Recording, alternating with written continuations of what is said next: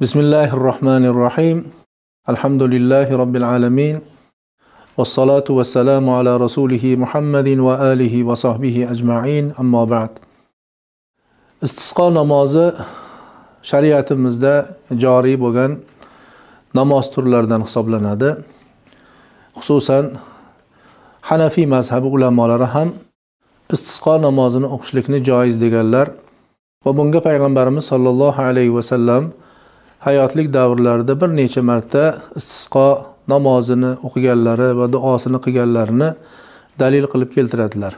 Demak, istisqo namozi yomg'ir so'rash degan ma'noni anglatib, qurg'oqchilik bo'lgan vaqtlarda, yog'ingarchilik kam bo'lgan vaqtida, insonlar, chorvalar, dehqonchilikda qiyinchilik bo'lgan vaqtida Alloh taolodan rahmat yomg'irini so'rab o'qiladigan namoz turi hisoblanadi.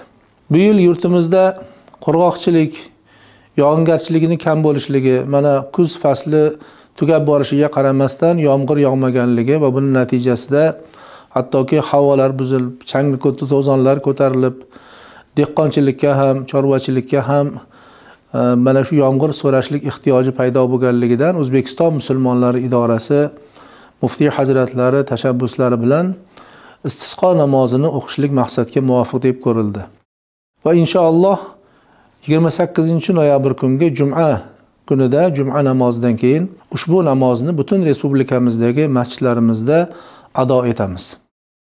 Istisqo namozi hozir aytganimizdek ehtiyoj paydo bo'lgan vaqtida o'qiladigan namoz bo'lganligi uchun buni tartibotini ham demak butun ommaga tushuntirib o'tishligimiz maqsadga muvofiq bo'ladi. Istisqo namozi juma namozidan keyin, ya'ni juma namozining farzi va undan keyingi sunnati ado etib bo'lingandan keyin o'qiladi.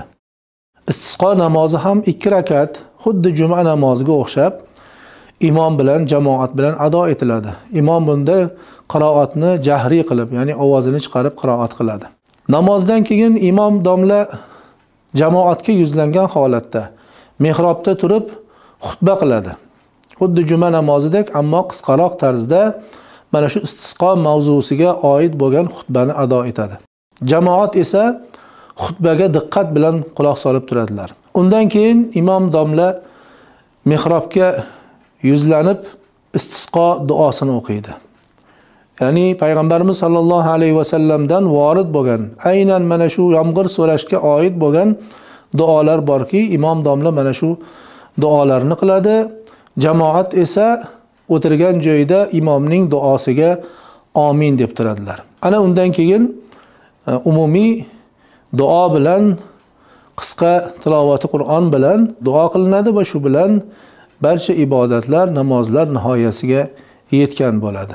Alloh subhanahu va taolo mana shu qilinadigan ibodatlarimiz, o'qiladigan namoz va duolarimizni dargohida qabul aylasin va yurtimizni o'zining rahmatiga mo'l qilsin. Assalomu alaykum va rahmatullohi va barakatuh.